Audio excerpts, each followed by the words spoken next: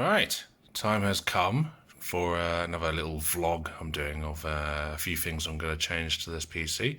It's mostly cosmetic, but it's also a big part of it. It will be a big maintenance part. Because over the time of me doing water cooling, which has been just over a year now, actually, I believe, yeah, April, almost a year. Well, it pretty much is a year, so it's now April. But anyway, I've tried just basically translucent coolant, and it was a red. I believe I did it first of all, which I then thought I'd flush because I wanted to try out this really nice. What's it called? Mystic White Fog, I think of some EK, which looked really awesome, but it only stayed looking awesome for about 2 or 3 weeks, because evidently, if I zoom in here, evidently when I flushed all the other coolant out, I didn't flush it good enough. It must have stained the inside of the radiators. So now my water, even though this is kind of white and red look, even though it looks pink on this camera, it's basically gone to a colour that resembles where you should see the doctor if that comes out of your, your genitalia. So it's like this pinkish, awful, fluid-looking stuff. So basically, after doing a lot of research and a lot of trial and error, I'm going to basically do a really basically a deep clean. I'm going to completely disassemble all the water cooling, as it were, and really give it a good flush out. And one of the things that you might see, if I just try and zoom in here, is that there's quite a lot of debris in my CPU block, as you see there. So I want to actually disassemble that and clean all that up and go from there. But it sounds more ball achy but it shouldn't be that bad. It's just something to do. I've got a nice toolkit actually I invested on. It's got loads of bits, so I'm pretty sure I'm going to have everything I need to disassemble anything that's in this PC.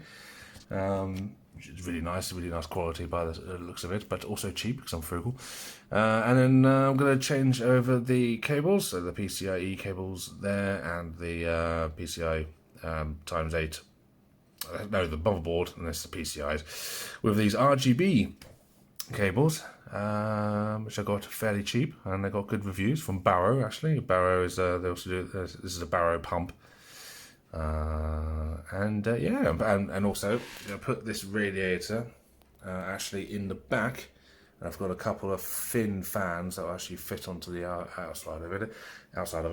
I'm still waiting actually for the screws that I needed, because I only got a certain amount of screws that are basically designed to go through the fan and also into the radiator. I've got two different sorts of sizes, because two different sorts of sizes of fans, and the reason why I've got more screws is because I actually want to, or plan to, do a push-pull configuration also in the exhaust area of the case, with just the top, to improve in temps, and also to sort of basically hide this gap here.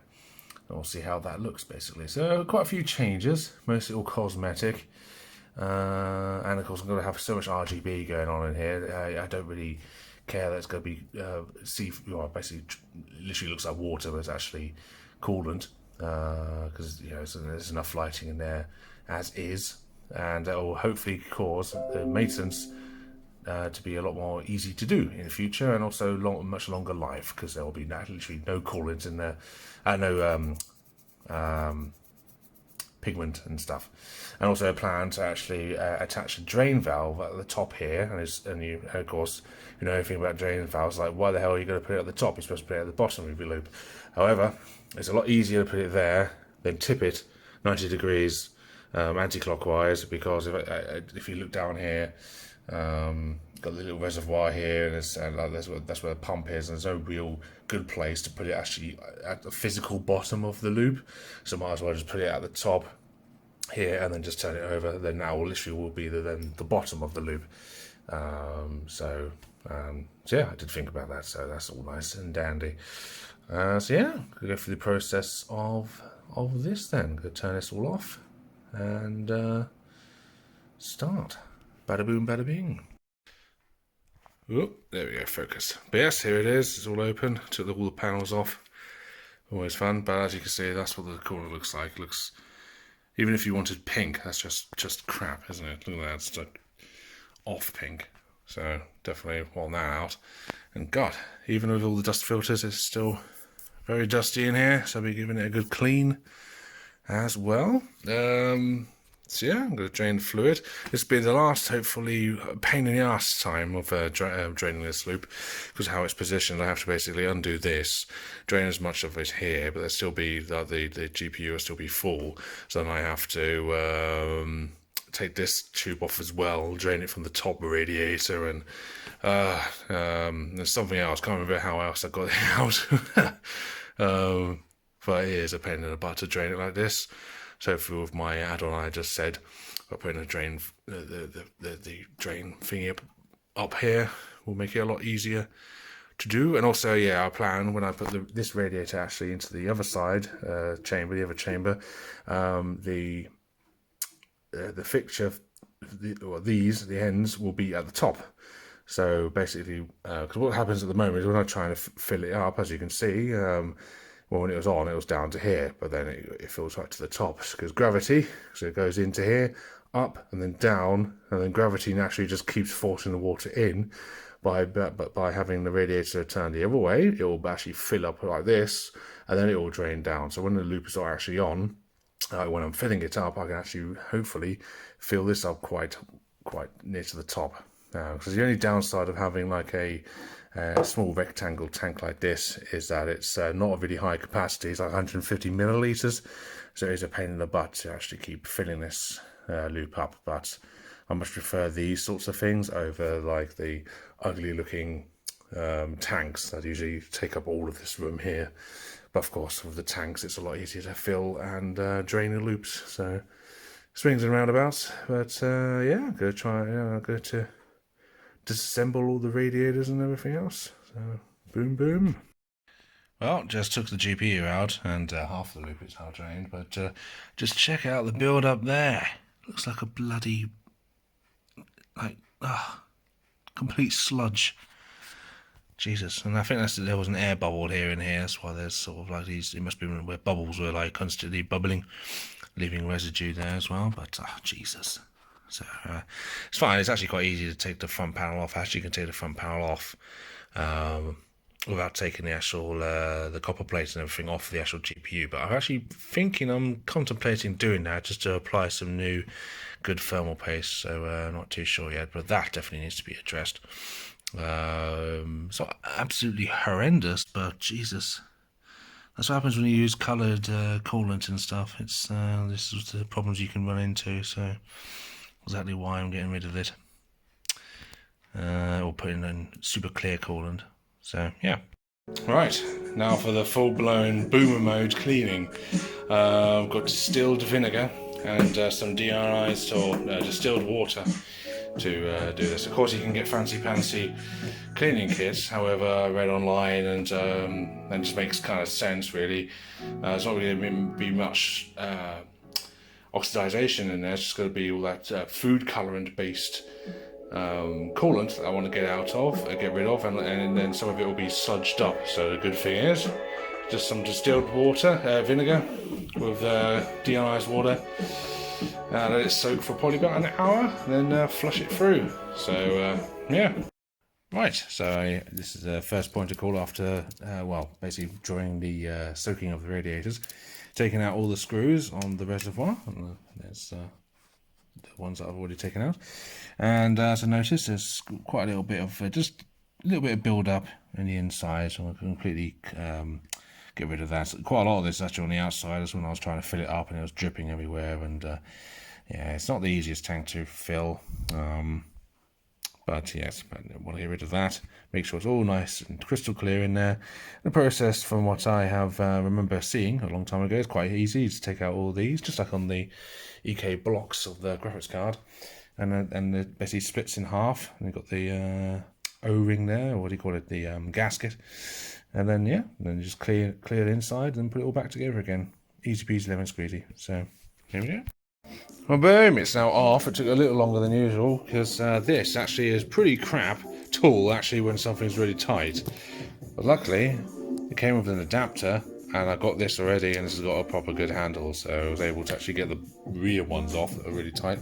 As you can see, there's some scum at the top there. Yummy, yummy, lime scale or whatever. So, boom, boom, gotta clean it. Damn, I really had to go to town on that bloody layer of scum. I had to really use like full-on elbow power to get it off. But yeah, it's all kind of gone now. Just the outside is a bit grummy, but I'll do that when it's all installed.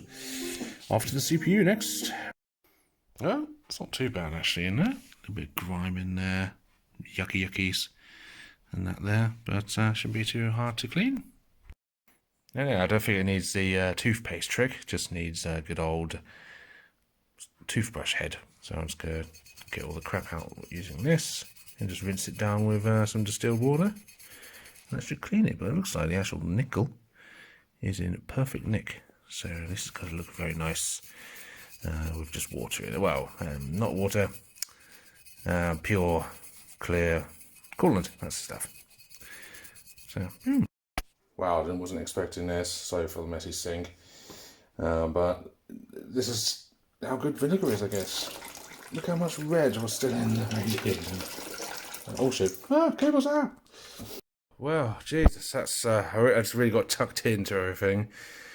It's taking a lot longer than I expected because a lot of setbacks, but this is cable management. Not really. It's crammed out on. Luckily, it's all fit.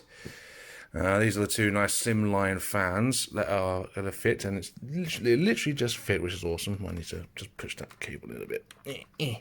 Yeah, that's awesome. And they're also meant for what do you call it? Static pressure. So they actually are designed for radiators.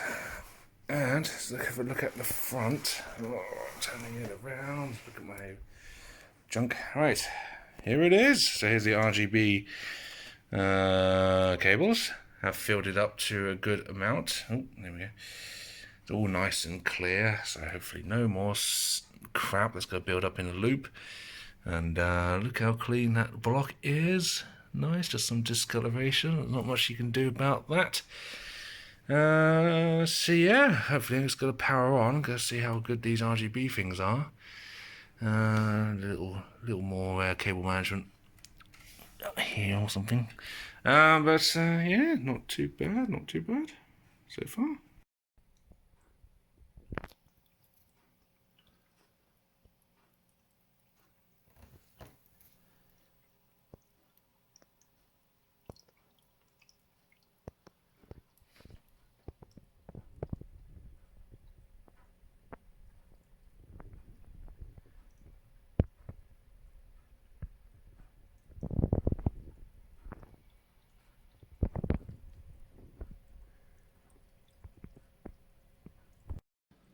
So boom, that is the completed rig.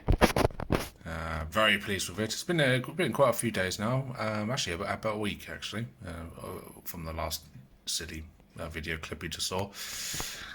Very pleased with it so far. The water is still clear,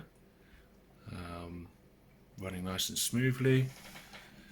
These strips look amazing, but the only complaint about these is they're a bit too short, as you can see there. But at this angle, I don't really notice that much, to be honest.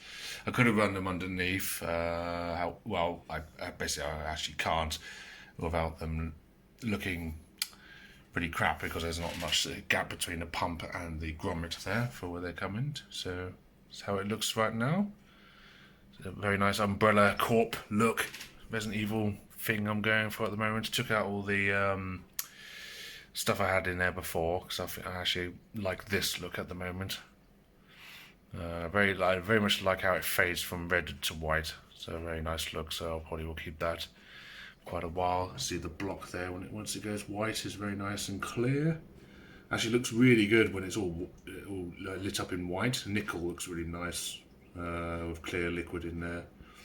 So very much enjoy that. Like that rather. And there's the fittings up the top there. So hopefully don't have to do a deep clean for a very long while now.